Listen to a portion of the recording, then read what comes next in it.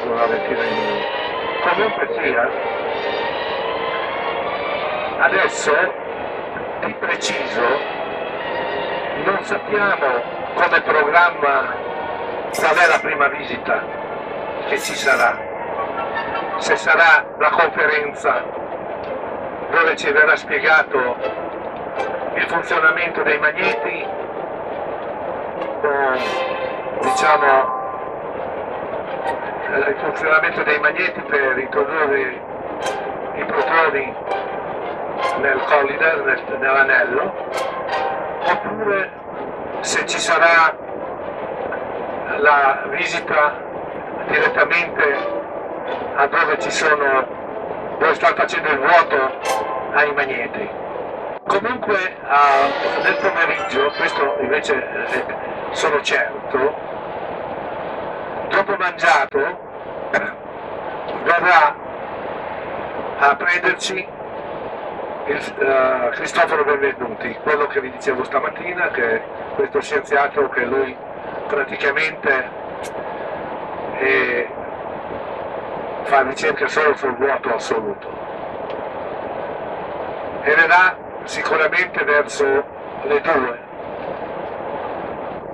Per quanto riguarda la visita che faremo lì, vedremo chiaramente i pannelli, vedremo tutto quanto è stato creato dalla SRB che costruisce questi pannelli solari termici, ci spiegherà tutto come è costruito, cosa fa parte di questa ricerca e ci impegnerà circa un paio d'ore.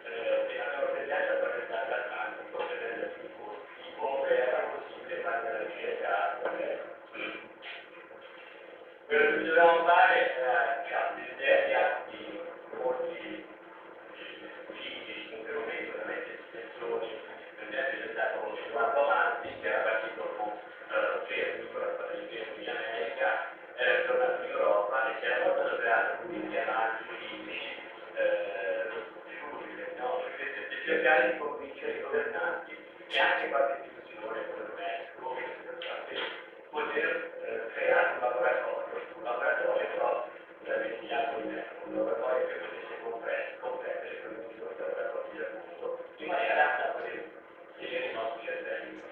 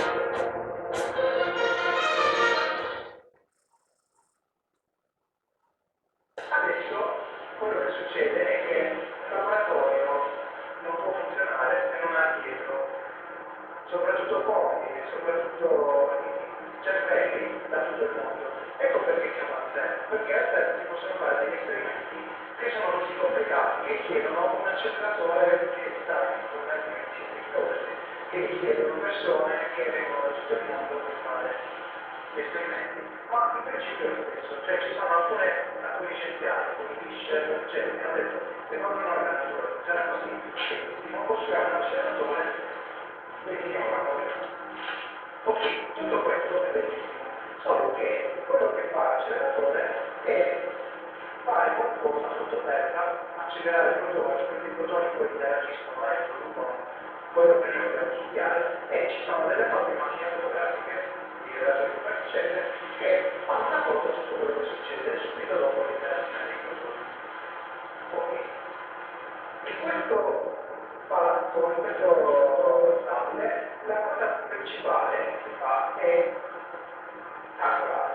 Quindi in pratica, quando noi abbiamo una macchina fotografica normale, noi la foto la facciamo, che abbiamo una vista a fuoco, il sensore, tutta la macchina fotografica benissimo, però a un certo punto, una volta che l'immagine è stata vista dal sensore, questa immagine deve essere processata un attimo e poi salvata. Questo processare un attimo e salvare la informazione. Ovviamente, siccome vi ho detto già che per fare questo tipo di esperimenti si servono risorse da tutto il mondo, non è certo possibile mettere tutti i computer che servono sarebbe quasi gigantesco, che consumerebbe tantissimo. Quindi quello che si sono inventati a terra è fare la grid.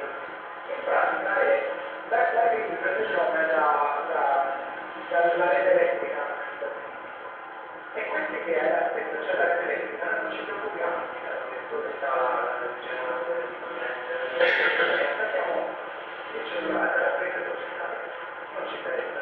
Allo stesso modo tutte le università hanno una rete di computer di modo che quando bisogna un scienziato, quando bisogna di un po' di potenzialità del computer, di potenza dell'atto, si connette come se fosse sempre la rete e utilizza i dati che fanno l'infrastruttura per poter fare tutto di base.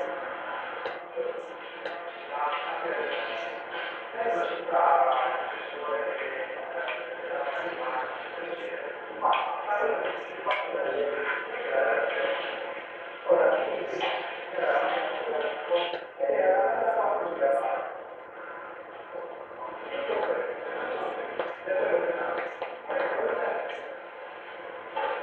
non è proprio uguale alla fiera di quello che non se ne parla.